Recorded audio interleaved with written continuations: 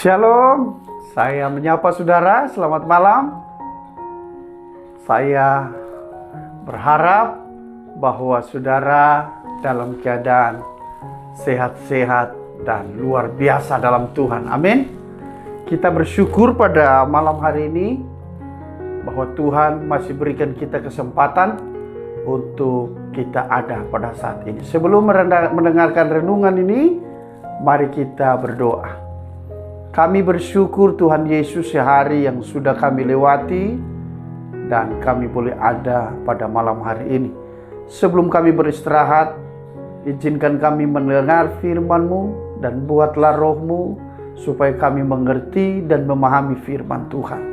Supaya di hari esok kami semakin lebih baik dan kami semakin percaya bahwa dalam nama Yesus ada kuasa yang tidak terbatas. Kami sangat mengucap syukur. Kami siap mendengarkan firman-Mu. Haleluya. Amin. Di hari-hari ini ada begitu banyak orang yang hanya sekedar mengatakan nama Yesus, dan pada akhirnya nama Yesus itu hanya sekedar nama. Dan tidak begitu banyak orang yang mengalami yang namanya mujizat Tuhan. Kenapa bisa seperti itu saudara yang diberkati Tuhan? Nah, inilah yang perlu kita belajar bersama-sama pada malam hari ini. Saya memberikan tema khotbah kita malam hari ini adalah ada kuasa dalam nama Yesus. Ingat saudara, tema khotbah kita ada kuasa dalam nama Yesus. Saudara yakin dalam nama Yesus ada kuasa, amin? Ada mujizat. Dan saya akan impartasikan kuasa dalam nama Yesus pada malam hari ini buat kita, supaya kita semakin yakin bahwa Allah kita Allah yang sempurna. Kita akan belajar firman Tuhan di dalam Kisah Para Rasul pasal 3 ayat 6, 7 dan 8. Saya bacakan buat saudara. Tetapi Petrus berkata, emas dan perak tidak ada padaku, tetapi apa yang kupunyai diberikan kepadamu. Demi nama Yesus Kristus orang Nazaret itu berjalanlah. Ayat 7, lalu ia memegang tangan kanan orang itu dan membantu ia berdiri. Seketika itu juga kuatlah kaki dan mata kaki orang itu. Haleluya. Ayat 8, ia melonjak berdiri lalu berjalan kian kemari dan mengikuti mereka ke dalam bait Allah, berjalan dan melompat-lompat serta memuji Allah. Rasul Paul Petrus saudara, dia katakan bahwa emas dan perak tidak ada padaku, tetapi demi nama Yesus orang lumpuh itu berjalan. Ini mujizat yang sangat-sangat mustahil sebagai manusia untuk bisa terjadi. Karena Alkitab bercerita seorang lumpuh ini sejak lahir saudara. Tetapi demi nama Yesus mujizat itu terjadi dengan seketika. Saya mau katakan pada saat ini, apa yang belum terjadi dalam hidupmu yang sementara saudara doakan. Saya katakan demi nama Yesus, jika kamu sakit maka saat ini kamu sembuh. Jika kamu lemah maka saat ini kamu menjadi kuat. Apa yang kita harapkan dari Tuhan pada saat ini? Yang perlu kita tahu tentang nama Yesus itu, supaya kita mengerti betul bahwa dalam nama Yesus ada kemenangan yang tidak terbatas, saudara. Nama Yesus dalam bahasa Ibrani ditulis Yeshua atau Yasah, yang berarti Tuhan yang menyelamatkan. Inilah yang penting, saudara. Dia sebagai Yeshua, dia sebagai Tuhan yang menyelamatkan. Maka saya percaya malam ini dia akan menyelamatkan saudara dan saya. Dia akan menyatakan kemuliaannya. Karena apa yang terjadi kepada seorang yang lumpuh, saya percaya Pada saat ini saudara mendengarkan renungan ini, saudara pun akan mengalami mujizat yang sama dalam nama Yesus. Karena nama Yesus, nama di atas segala nama. Ada cerita saudara di India. Di India ini saudara yang sudah tercatat bahwa India itu ekonominya urutan ke-6 di dunia. Kemajuannya luar biasa. Tetapi tidak bisa dipungkiri namanya kejahatan. Nah, di India sana itu setiap tahun mengalami namanya saudaraku tingkat penculikan anak. Dan bahkan Komnas HAM di sana mencatat ada 80.000 anak setahun diculik, saudara. Mereka berusaha melakukan apa yang mereka anggap baik. Mereka berusaha melakukan apa yang menurut mereka itu sempurna. Dan anak-anak ini saudara dibikin cacat, dibuat menjadi anak-anak yang minta-minta di jalanan dan sebagainya. Bagi mereka manusia yang tidak memahami hal itu. Tetapi bagi kita orang Kristen pada saat ini kita memahami. Artinya saudaraku yang kekasih dalam Tuhan, jangan sampai ini terjadi kepada kita. Jangan seperti cerita tadi yang kita sudah baca, seorang yang sejak lahir dia mengalami lumpuh. Hari ini saudara masih kuat, saudara masih mampu berjalan.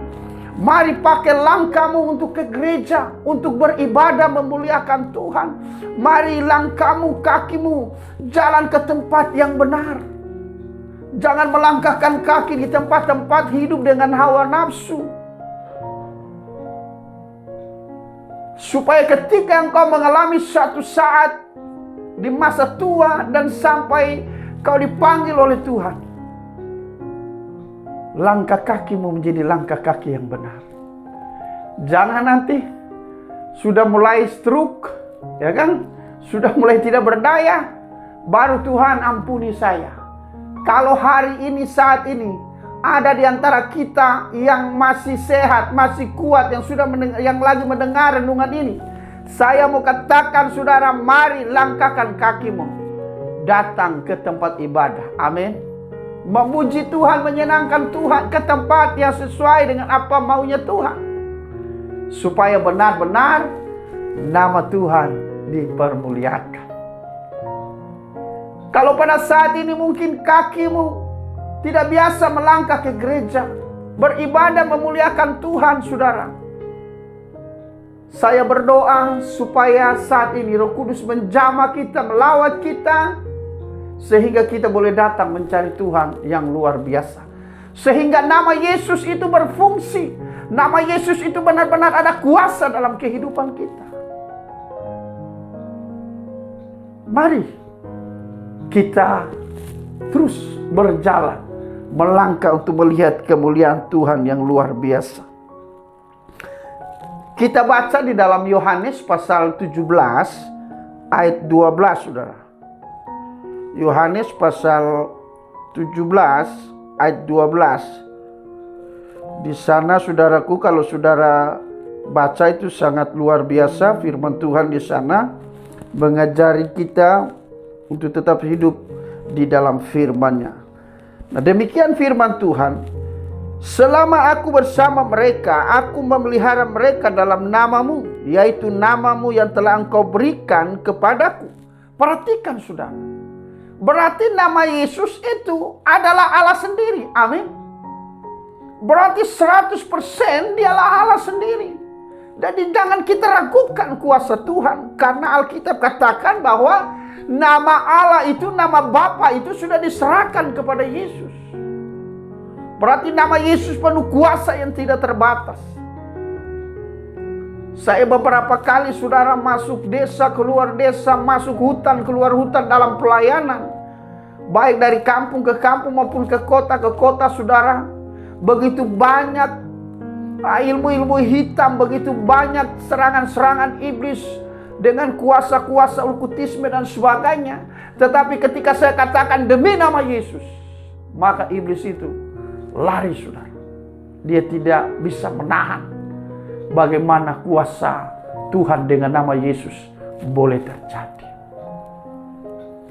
Inilah yang harus kita perhatikan pada hari-hari ini.